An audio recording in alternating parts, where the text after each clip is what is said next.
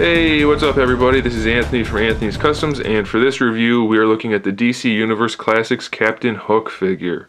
It is actually one of the better Aquaman figures.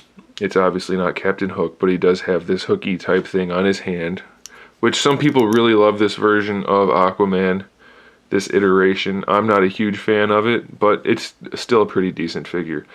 Like I said in the Superboy video, I'm not sure if this is going to be a sub. I'm pretty sure it's not going to be a sub figure, just a MattyCollector figure.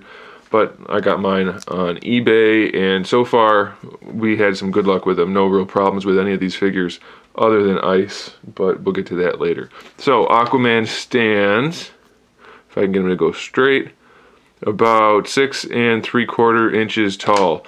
And this guy has really nice shelf appeal, even though he's not my favorite version of Aquaman. It's just a nicely composed figure. My biggest gripe, I have two gripes actually.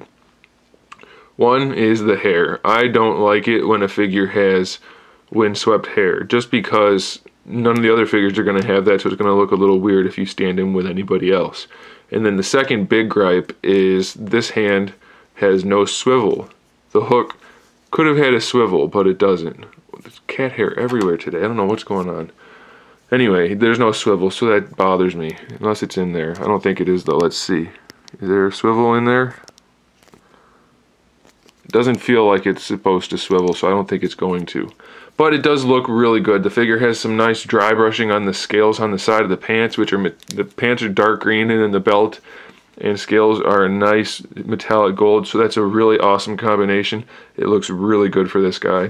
The hook is the same gold. The silver is actually metallic silver. This is all sculpted. His arm is sculpted, but what I don't get is that this is molded in flesh tone plastic. So you can see the flesh tones coming through there. Why not mold it in silver? I don't know what happened there. Oversight maybe, I don't know. But it still looks pretty good. His face is a little weird in that the right side of his face, I don't know if you guys can tell, it's a little low and sunken in. And that might be because this is one of the eBay figures, but I have a feeling it's going to look just the same on the official release, just because everything else is top-notch quality. No problems at all. In fact, the sculpt on the head, aside from that bit, is really nice. The hair is done really well.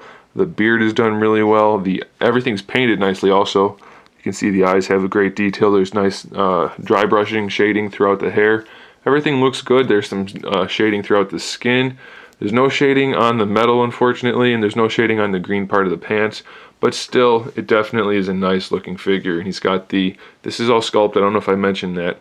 I think I did. So that's all sculpted, and he has the fins on the back there. So everything looks good. Let's check the articulation. The head, it can move up and down, not a ton, but probably enough. Probably would have been good to have him look up so you can put him in a swimming pose, but that's okay.